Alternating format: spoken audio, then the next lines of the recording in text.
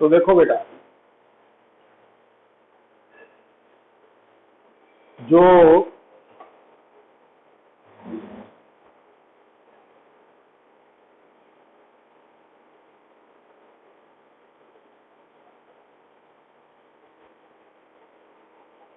आज आप बेटा टॉपिक शुरू करने जा रहे हैं,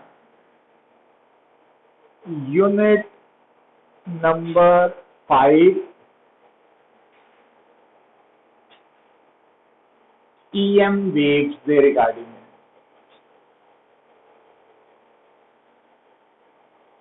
हुण इस टॉपिक दे विच तुसी सिंपली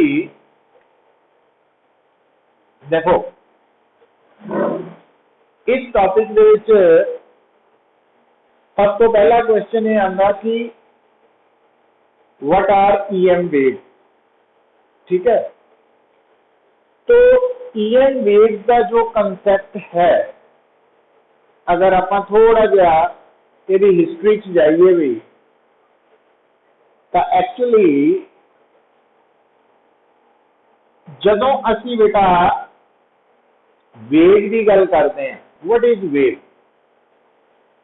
तो वेव बेसिकली एक मोड है, तरीका वा वे है एनर्जी नू one place to another place भेजन दा without any transportation of matter. बिना मैटर नू एक तो दूसरी जगह भेजे, एनर्जी नू एक तो दूसरी पोजीशन पे भेजन दा तरीका है वेव, वेव मोशन। तो हुण बेटा इनिशियली जदों असी वेव मोशन की गल करते हैं तो उदों मकैनिकल वेव मोशन के बारे ही पता सी।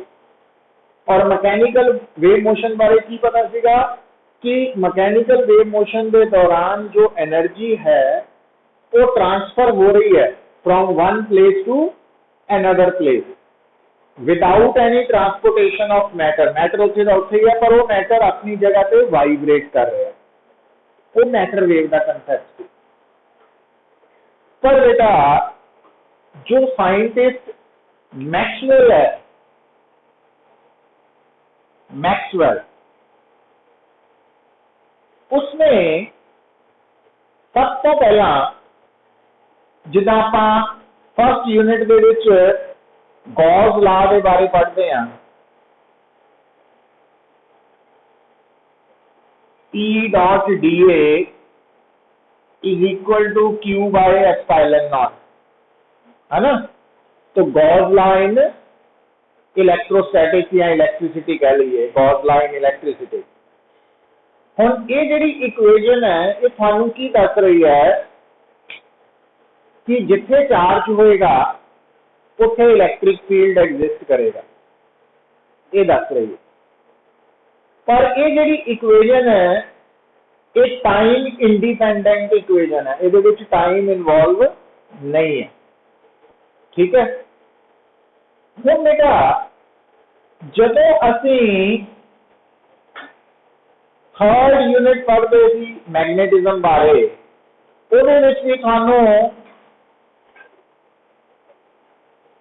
B dot dA is equal to 0, Gauss law in magnetism, और एक ही दस रहा monopoles do not exist in magnetism. तो हुण ये जिहड़ा कंसेप्ट है वाला ये भी टाइम इंडिपेंडेंट इक्वेशन है ना, जिहदा नाम है गॉस लॉ इन इलेक्ट्रिसिटी, ये गॉस लॉ इन मैग्नेटिज्म है। फिर बेटा थर्ड इक्वेशन तुसी फोर्थ यूनिट दे विच आपां रिसेंटली पढ़ के आए हैं, Faraday's laws of electromagnetic induction, है ना। हुण उहदे विच देखो तुसी induced EMF is equal to minus d∅dt लिखते हैं, पर थानू दस्सिया सीगा कि इंड्यूस्ड EMF का कंसर्न इलैक्ट्रिक फील्ड दे नाल है, नॉन कंजरवेटिव इलैक्ट्रिक फील्ड दे नाल। किदां कि जड़ा EMF है that is the line integral of electric field. EMF is equal to line integral of electric field, और ये इलेक्ट्रिक फील्ड नॉन कंजर्वेटिव है, is equal to minus D by D T. तो आ बेटा मैग्नेटिक फ्लक्स है, क्योंकि ये Faraday's laws of electromagnetic induction के अकॉर्डिंगली जो EMF है induced EMF is equal to minus D phi by D T rate of change of magnetic flux. तो ये मैग्नेटिक फ्लक्स है। तो मैग्नेटिक फ्लक्स दा फार्मूला बेटा बी डॉट ds या dA लिख सकते हैं ना। तो आप ds की जगह dA नु एरिया वेक्टर मान रहे हैं सिंबल, तो वो अकॉर्डिंगली लिख रहे हैं।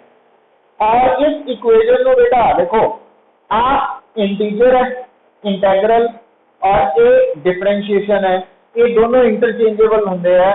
तो अपना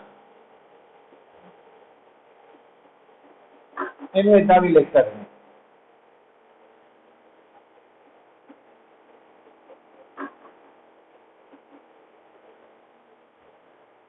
तो एक्चुअली ये integral form of Faraday's laws of electromagnetic induction है।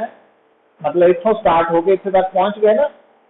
हुण आ जिहड़ी इक्वेशन है ये Faraday's laws of electromagnetic induction है बेटा। हुण जिद्दां आ वाली इक्वेशन तो पता लग रहा कि जिथे चार्ज होएगा उत्थे इलेक्ट्रिक फील्ड होएगा। तो आ इक्वेशन दस रही है कि जिस जगह से magnetic field with time change करेगा dv बाय dt, और dv बाय dt ਨੂੰ करली b बाय करली t लिखता ना, शायद तुसी मैथमेटिक्स पढ़ते हैं पार्शियल डिफरेंशियल, है ना। इन्हों जस्ट सिंबल ही देखना, इन्हों हाले कुछ नहीं। तो करली b बाय करली t का मतलब डिफरेंशियल ही है, differentiation of b with respect to time है। तो अगर बेटा किसी जगह पे मैग्नेटिक फील्ड बदल रहा वा, चेंजिंग मैग्नेटिक फील्ड है जो टाइम के नाल बदल रहा, तो उत्थे भी इलैक्ट्रिक फील्ड पैदा होगा। मतलब अज तो बाद सानू पता लग जाना चाहिए जिथे चार्ज है उत्थे भी इलैक्ट्रिक फील्ड है, और जिस जगह पे मैग्नेटिक फील्ड टाइम के नाल चेंज हो रहा, कांस्टेंट मैग्नेटिक फील्ड नहीं, क्योंकि अगर मैग्नेटिक फील्ड कांस्टेंट होएगा तो फिर dv बाय dt जीरो हो जाएगा ना, तो इलेक्ट्रिक फील्ड जीरो होएगा। तो जिथे चेंजिंग मैग्नेटिक फील्ड है, जिस जगह पे मैग्नेटिक फील्ड टाइम के नाल चेंज हो रहा उत्थे भी इलैक्ट्रिक फील्ड होएगा। तो ये जिहड़ी इक्वेशन है ये Faraday's laws of electromagnetic induction की इंटेग्रल फॉर्म है, और ये टाइम डिपेंडेंट इक्वेशन है, सानू नजर आ रही है। और इहदे की दस्सिया कि इलैक्ट्रिक फील्ड किद्दां पैदा हो सकता है, rate of change of magnetic field तो भी। और फर्क यह है बेटा जेड़ा इलैक्ट्रिक फील्ड चार्ज तो पैदा होगा वो कंजर्वेटिव है, तो जेड़ा electric field changing magnetic field तो पैदा होगा वो नॉन कंजर्वेटिव है ना, ये फर्क है। But otherwise electric field same है। हुण अगर गल नूं पढ़ो, आ तीन इक्वेशनस आ गई तुहाडे कोल, है ना।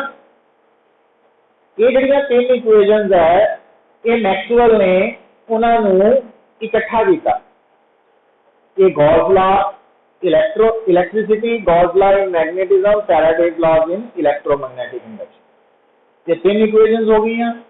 और फोर्थ इक्वेशन बेटा देखो एम्पियर्स सर्क्यूटल लॉ।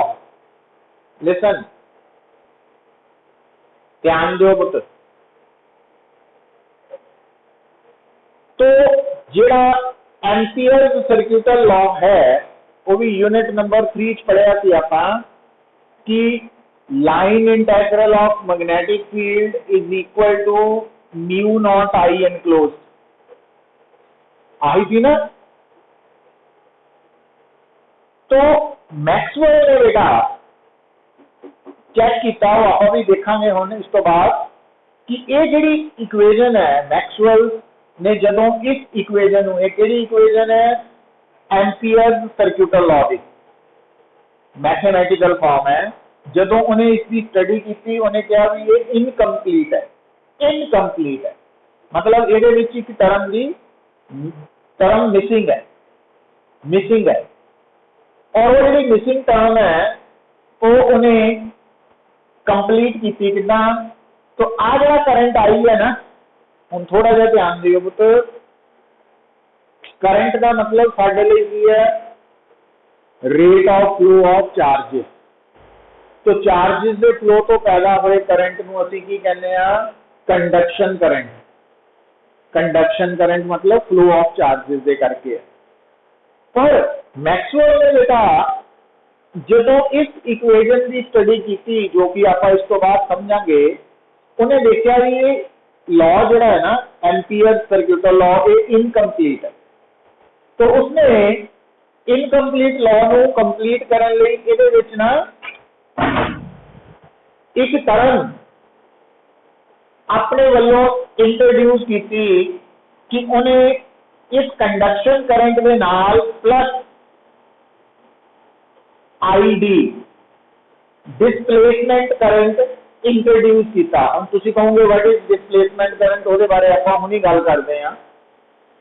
तो जदों बेटा मैक्सवेल ने एम्पीयर सर्क्यूटल लॉ की स्टडी तो बाद ये पता लगाया कि ये तो इनकम्प्लीट है, और उन्हें उन्हें कंप्लीट करने के लिए ਉਹਦੇ ਵਿੱਚ एक नवा करंट इंट्रोड्यूस किया जिन्होंने ਅਸੀਂ कहने हैं displacement current, ID displacement current. तो ये कंप्लीट लॉ हो गया, ये लॉ कंप्लीट हो गया। और इन्हें कंप्लीट होने तो बाद ਅਸੀਂ की बुलाने modified form of Ampere circuital law या मैक्सवेल एम्पीयर सर्क्यूटल लॉ भी कह देते हैं, क्योंकि मैक्सवेल ने इन्हें मॉडिफाई किया ना, तो मैक्सवेल एम्पीयर सर्क्यूटल लॉ। हुण ये जिहड़ा लॉ है ध्यान दिओ पुत, इहनूं जदों कंप्लीट किया ना मैक्सवेल ने, हुण इधर गल नोट करना तुसीं कि आ जिहड़ा करंट है ये तो है conduction current dq by dt के बराबर। तो आई किहड़ा करंट है, conduction current, rate of flow of charges करके।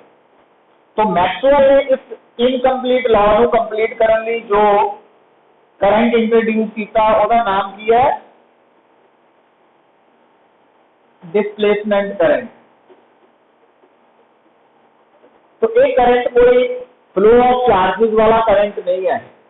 तो ये करंट कितों आया पुत्र, तो ये याद रखना वा कि ये डिस्प्लेसमेंट करंट है ये कितना निकलता वा, तो वो निकलता वा epsilon naught D phi E by D T. Phi E की है इलेक्ट्रिक फ्लक्स, और इलेक्ट्रिक फ्लक्स में तुसी लिख सकते हैं ई डॉट डी ए। तो एप्सिलॉन नॉट, तो थानू दस्या ना इत्थे भी कि आपां डिफरेंशिएशन तो इंटीग्रेशन नू चेंज कर सकते हैं, तो इत्थे भी चेंज कर सकते हैं, तो इनू भी करली लिख सकते हैं ना। और अगर आप आईडी वाली वैल्यू इत्थे पुट कर दईए तो साडे कोल मैक्सवेल इक्वेशन की आ जाएगी बेटा, modified form B dot dl is equal to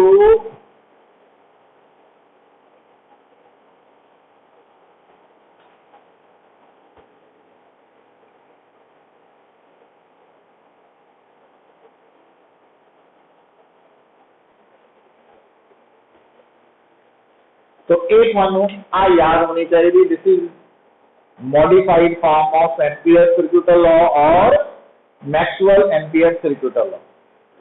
फिर एक्चुअली ये जी वैल्यू है आई कितना किस तरह पाई है वो बारे भी आप अगर थोड़ी जी डिस्कशन करिए वो की है। देखो बेटा ये जी नेचर है ना, इट लव्स सिमेट्री है ना, सिमेट्री रूल है। तुसी जो कैमिस्ट्री दे विच भी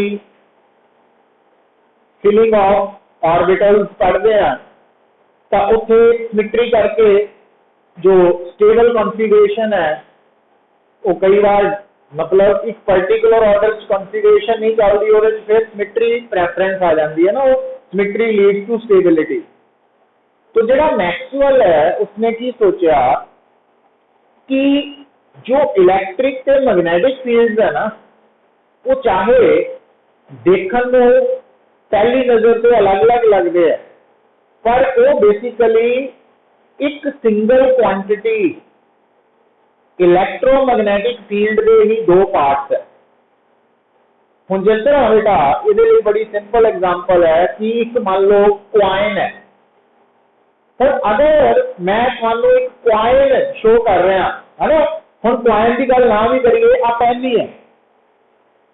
और तुसी बेटा पेन नू देख रहे हैं है ना, तुम सारे पेन नू देख रहे हैं, तो तुसी फ्रंट साइड देख रहे हैं है ना, तो जो पिछे बैठा हुआ वो भी पेन नू ही देख रहा, पर वो बैक साइड देख रहा, तो वो इस पेन की डिस्क्रिप्शन अलग होगी, तो थोड़े लिए इस पेन की डिस्क्रिप्शन अलग होगी कि पेन के उपर कैमलिन लिखा, इसका निशान बनया, वो कहेगा नहीं आ मार्क बनया ना, इसका पिछे वाला वा।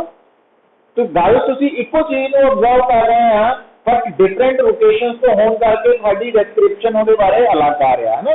वही सेम चीज है, मैक्सवेल कहना कि इलैक्ट्रिक ते मैग्नैटिक फील्ड एक सिंगल फील्ड है, इलैक्ट्रोमैग्नैटिक फील्ड, वो ही दो डिफरेंट पार्ट्स है जिहड़े कि अलग अलग ऑब्जर्वर को अलग अलग महसूस होंगे हैं। तो उन्हें इस तरीके से डिस्क्राइब किया। तो हम फिर उन्होंने कहा कि अगर मैग्नेटिक फील्ड दे with respect to time change होने करके इलैक्ट्रिक फील्ड पैदा हो सकता, तो यह मतलब इलैक्ट्रिक फील्ड दे with respect to time change होने करके मैग्नेटिक फील्ड भी पैदा होना चाहिए। सिमिट्री तां बनदी ना। तो इत्थे जिहड़ा कंसेप्ट है वही दस रहा ना कि electric field with respect to time अगर चेंज करेगा तो मैग्नेटिक फील्ड पैदा कर रहा है, और मैग्नेटिक फील्ड अगर with respect to time change हो रहा है तो इलैक्ट्रिक फील्ड पैदा हो रहा है। अच्छा, तो मैग्नेटिक फील्ड करंट तो भी आंदा वा, तो मैग्नेटिक फील्ड करंट तो भी आएगा, तो उस जगह पे भी मैग्नेटिक फील्ड होएगा जिस जगह पे electric field with respect to time change हो रहा, उत्थे भी मैग्नेटिक फील्ड होगा। तो मैग्नेटिक फील्ड सिर्फ करंट वाली जगह पे नहीं होता, तो जिथे electric field with respect to time change हो रहा उत्थे भी मैग्नेटिक फील्ड एग्जिस्ट करता। तो ये पॉइंट है जिहदे बारे आपां नूं हुण याद रखना पैना। तो ये बारे मैं डिटेल फिर दोबारा दसांगा इस तो बाद ही। तो हुण बेटा आ जिहड़ा Gauss law in electricity, Gauss law in magnetism, Faraday's law of EMI के modified form of ampere सर्क्यूटल law और मैक्सवेल एम्पियर सर्क्यूटल लॉ। तो ये जिहड़ियां चार इक्वेशंस है, इन इक्वेशंस की स्टडी करने तो बाद मैक्सवेल ने, क्योंकि वो साडे सिलेबस का पार्ट नहीं है, मैक्सवेल ने कुछ इक्वेशंस तैयार कीतियां। वो जिहड़ियां इक्वेशंस है उन्होंने की क्लीयर किया कि स्पेस के बेटा मैक्सवेल को पहला ये आइडिया थी कि सिर्फ मैकेनिकल वेव ही एग्जिस्ट करदियां वा, बट मैक्सवेल ने इन्हां चार इक्वेशंस दे रिगार्डिंग स्टडी और उन्होंने मिला के इक्वेशंस बनने तो बाद जो रिजल्ट निकले कि नेचर दे विच एक इदां दी वेव भी एग्जिस्ट कर रही है जिहड़ी वेव पार्टिकल्स की वाइब्रेशन तो पैदा नहीं हो रही, ऑसिलेशन तो पैदा नहीं हो रही, वो वेव इलैक्ट्रिक से मैग्नेटिक फील्ड की ऑसिलेशन तो पैदा हो रही है, और उस वेव का नाम इलैक्ट्रोमैग्नेटिक वेव रख दिता गया। तो इलैक्ट्रोमैग्नेटिक वेव केड़ी वेव है, जिहड़ी कि ऑसिलेटिंग इलैक्ट्रिक से मैग्नेटिक फील्ड तो बनी हुई है। मतलब जिहड़ी मैकेनिकल वेव है ਉਹਦੇ ਵਿੱਚ बेटा एनर्जी भी ट्रांसफर हो रही है due to vibrations of the particles of the medium, जबकि इलैक्ट्रोमैग्नेटिक वेव ਦੇ ਵਿੱਚ एनर्जी ट्रांसफर हो रही है due to oscillations of the electric field and magnetic field. Electric और मैग्नेटिक फील्ड की ऑसिलेशन करके एनर्जी ट्रांसफर हो रही है। हुण नहीं जो बेटा मैक्सवेल ने इन इक्वेशंस को स्टडी किया और उन्हें की देखा कि जिहड़ी इलैक्ट्रोमैग्नेटिक वेव है ना, वो वैक्यूम के अंदर स्पीड ऑफ लाइट के बराबर है। तो उत्थों फिर साइंटिस्ट ने कहा कि जी लाइट है ना वो भी इलैक्ट्रोमैग्नेटिक वेव की एग्जाम्पल है, क्योंकि लाइट की स्पीड और इलैक्ट्रोमैग्नेटिक वेव की स्पीड वैक्यूम च सेम है। तो उत्थों फिर आइडिया होया कि लाइट भी इलैक्ट्रोमैग्नेटिक वेव है ना। तो उस तो बाद फिर different kinds of EM waves बारे पता भी लगा ना, वो आप टेबल बारे गल करते हैं, स्पैक्ट्रम बारे। पर हुण जिहड़ा तुहाडे सामने सब तो पहला तुसीं हैडिंग की लिखना बेटा, मैक्सवेल इक्वेशन। तो ये जड़ियां चार है ना, first second third and fourth, ये मैक्सवेल इक्वेशंस है। तो ये अपन नोट कर लेंगे।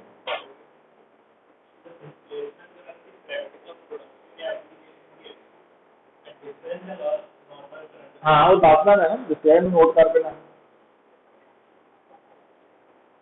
हरजशन समझ आ रही है? लक्ष्य, समूहन, अर्शिया गर्ग, अर्शिया गुलाटी। तो ये चार इक्वेशन जड़ियां वा इन्हों याद करना किहड़ियां वा, और ये मैक्सवेल इक्वेशंस है ना, एग्जाम के विच डायरैक्टली भी आ सकता कि राइट मैक्सवेल इक्वेशंस। तो ये चार इक्वेशन डायरैक्टली भी लिख सकते हैं है ना, ये चारों इक्वेशंस लिखते हैं। हुण बेटा आप गल करते हैं कि डिस्प्लेसमेंट करंट जो है ਉਹਦੇ आइडिया बारे भी, वो कित्थों आया, किस तरह है ना, भी मैक्सवेल को कितना पता लगा कि एम्पीयर सर्क्यूटल लॉ इनकम्प्लीट है। तो हुण हैडिंग लिख लो भाई, डिस्प्लेसमेंट करंट।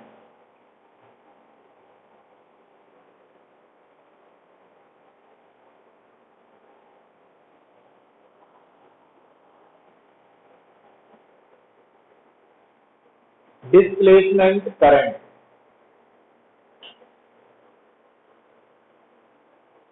देखो बेटा, सब तो पहला आप ड्रॉ करते हैं। आ बेटा एक कैपेसिटर है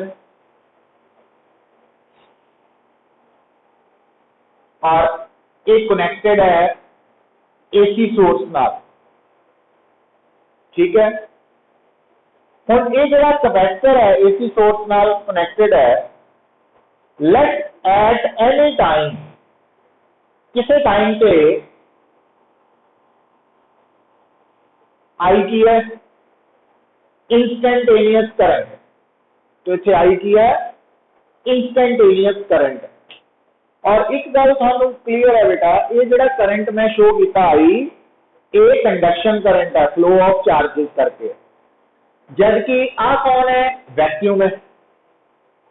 तो वैक्यूम का मतलब इतने कोई भी पार्टिकल नहीं है। जो पार्टिकल ही कोई नहीं फिर चार्ज तो हो ही नहीं सकता। इसका मतलब क्या इतने कंडक्शन करंट हो सकता? नो, हो सकता नहीं, हो सकता। अच्छा, हम आ बेटा साडे सामने एक सर्किट है।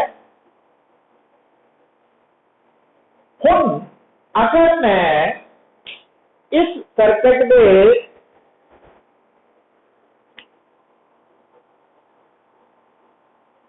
आ बेटा एक मैं क्लोज्ड पाथ ड्रॉ करता, ये जो क्लोज्ड पाथ है C1,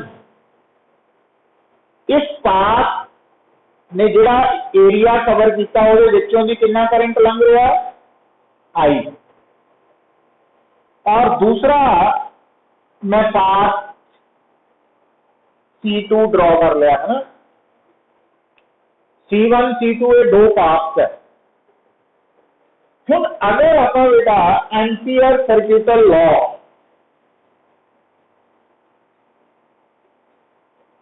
एम्पीयर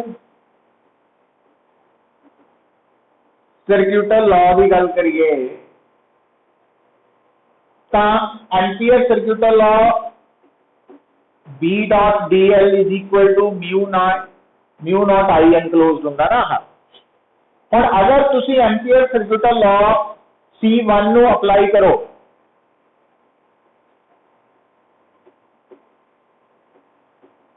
तो थोड़ा आंसर आ जाएगा। तो अगर ampere circuital law path C2 नू अप्लाई करो तो थोड़ा रिजल्ट 0 आ जाएगा। पता क्यों? क्योंकि जो C2 पाथ आप ड्रॉ किया वा तो उस जगह पे है जिथे कंडक्शन करंट नहीं है। मेरा मतलब ये दो रिजल्ट आप लिख ले। अच्छा हम बेटा आप C1 ते C2 ये जो दो पाथ सिलेक्ट किए है ये आर्बिट्रेरी चूजन है। आर्बिट्रेरी मतलब साडी मर्जी के नाल असीं दो चूज किए। तो अगर ये पाथ इनफाइनाइटेसिमली क्लोज है मतलब एक दूजे के बहुत ही नेड़े है, बहुत ही नेड़े, तो फिर दोनों के रिजल्ट की होने चाहिए? बराबर। पर असीं की देख रहे हैं कि दोनों के रिजल्ट डिफरेंट आ रहे हैं। तो जबकि प्रैक्टिकली बराबर होने चाहिए अगर C1 C2 जिहड़े असीं ये पाथ सिलेक्ट किए हैं ना ये इनफाइनाइटेसिमली क्लोज टू ईच अदर है तो रिजल्ट सेम नहीं आ रहे। तो ये जी कॉन्ट्राडिक्शन आ रही है तो मैक्सवेल ने कहा कि एक्चुअली ये जो लॉ है ये इनकम्प्लीट है वो करके एक कॉन्ट्राडिक्शन आ रही है कि डिफरेंट पाथ्स है C1 C2 पर क्योंकि वो इनफाइनाइटेसिमली क्लोज है तो ये रिजल्ट बराबर आने चाहिए जबकि एम्पीयर सर्किटल लॉ अप्लाई करने के बराबर आ नहीं गए, आने चाहिए है। इट मीन्स लॉ दे विच कुछ इनकम्प्लीटनेस है तो कंप्लीट नहीं है। तो फिर उन्हें बेटा लॉजिक की लिया, देखो ध्यान ना गल सुनो, उन्हें लॉजिक लिया कि एक्चुअली अगर मैग्नेटिक फील्ड में with respect to time change होने नाल इलैक्ट्रिक फील्ड पैदा हो सकता तो इट मीन्स इलैक्ट्रिक फील्ड में with respect to time change होने नाल भी मैग्नेटिक फील्ड पैदा होना चाहिए। हुण वो कंसैप्ट देखो पुत्र कि आ जी कैपेसिटर के अंदर जगह वा इथे कंडक्शन करंट नहीं है तो उन्हें कहा भी इथे अलग तरह का करंट होना चाहिए जिसका नाम उन्हें रखता है डिस्प्लेसमेंट करंट। और उस डिस्प्लेसमेंट करंट की वैल्यू उन्हें कैलकुलेशंस तो बाद कितनी रखी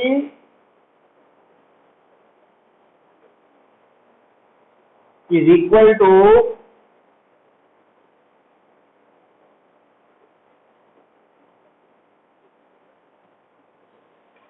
और ये जो आप प्रूव करांगे बेटा तुसी नोट करोगे तो ये जो करंट है ना डिस्प्लेसमेंट करंट ये कोई फ्लो ऑफ चार्जेस करके करंट नहीं है, ये इलैक्ट्रिक फील्ड में चेंज होने करके उन्होंने करंट का नाम दे दिता गया। वो इक्विवेलेंट है ना कि एक्चुअली करंट नहीं है फ्लो ऑफ चार्जेस वाला। तो ये जी क्वांटिटी है मतलब जो आप डायमेंशनल फार्मूला निकालते हैं वो करंट वाला आता है ना, इस करके इसका नाम करंट रखता पर ये फ्लो ऑफ चार्जेस वाला करंट नहीं है, ये इलैक्ट्रिक फील्ड करके पैदा हुई क्वांटिटी है पर इसका डायमेंशनल फार्मूला करंट के बराबर है इस करके इसका नाम भी करंट रख दिता गया। पर केड़ा डिस्प्लेसमेंट करंट, ये कंडक्शन करंट वाला करंट नहीं है बट है उतना ही। हाँ प्रॉपर्टी सेम है भी काम वही कर रहा है जितना कंडक्शन करंट करके मैग्नेटिक फील्ड है उसी तरह ये करके भी मैग्नेटिक फील्ड पैदा होता है।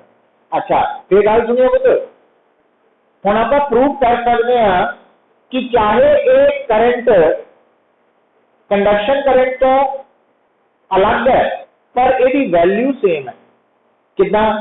हुण आ देखियो हुण आप हुण ही प्रूव कर देना तो थानू पता पुत्र देखो इधर फॉर एक कैपेसिटर थानू याद है कैपेसिटर जो होंगे ना लिसन पुत्र जो कैपेसिटर है ना तो कैपेसिटर के अंदर आप पैरेलल प्लेट कैपेसिटर की गल करते हैं फॉर एक पैरेलल प्लेट कैपेसिटर।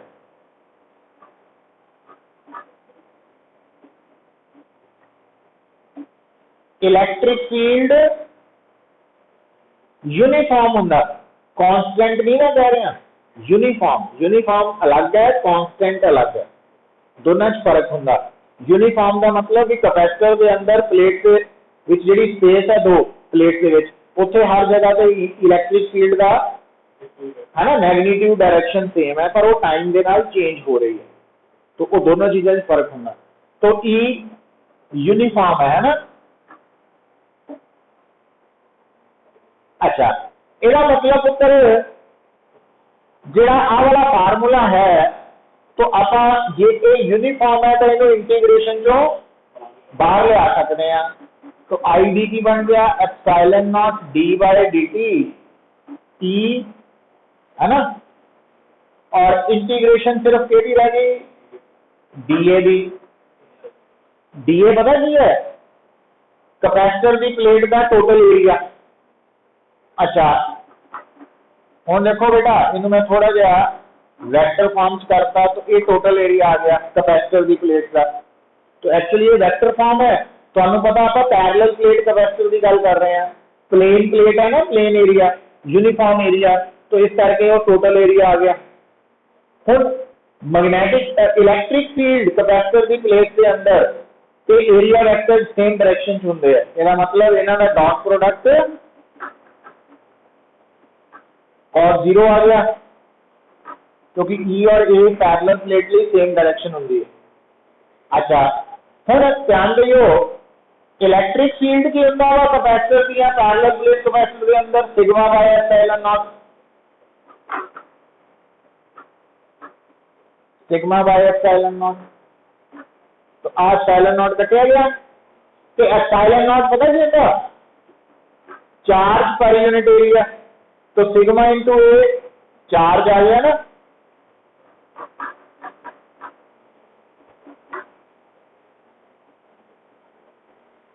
तो ये प्रूव हो गया कि displacement current D Q by D T के बराबर है। D Q by D T का कंडक्शन करंट का डेफिनेशन होगी, तो दोनों बराबर है, न्यूमेरिकली दोनों बराबर है, बट दोनों दे पैदा होने का कारण अलग है ना, तो इस करके अलग होके भी बराबर है। तो ये रिजल्ट याद रखना, ये प्रूव करना आ सकता वा सब्जेक्टिव दे विच। ते हुण आ जिहड़ा रिजल्ट है, तो इहनूं जदों आपां इहदे विच ऐड करांगे, मैक्सवेल ने जदों मॉडिफाई करना, तो तुहाडा ये रिजल्ट की बन जाना B dot d l mu naught I plus I d, और आई डी की वैल्यू आया। तो मतलब हम थोड़े सामने एक नवा करंट आया जिन्होंने कहने हैं डिस्प्लेसमेंट करंट, और उन्होंने कैलकुलेट करने का फार्मूला आवा, ठीक है। तो ये रिजल्ट याद रखना। और पैरेलल प्लेट कैपेसिटर लिए आप इन्हें जो अप्लाई किया, तो उत्थों प्रूव हो गया कि displacement current numerically conduction current के इक्वल है। मतलब इसे कंडक्शन करंट है और इसे केड़ा करंट है, डिस्प्लेसमेंट करंट है। समझ आई गल। तो जो आप आ वाला लॉ अप्लाई करेंगे मॉडिफाइड फॉर्म, तो इक्वेशन नंबर 1 जी है उत्थे आई आएगा, तो इक्वेशन नंबर 2 आई डी आ जाएगा। और क्योंकि आप प्रूव करता आई डी और आई बराबर है, तो दोनों रिजल्ट मैच कर गए ना, मतलब जो कमी सी वो पूरी करती मैक्सवेल ने, है ना। तो थानू इसे सिर्फ याद रखना वा कि जो डिस्प्लेसमेंट करंट है उन्होंने निकालने का फार्मूला की है, तो डिस्प्लेसमेंट करंट कंडक्शन करंट के इक्वल। तो एक ट्रेनिंग करनी पैनी है, इंपॉर्टेंट पॉइंट है।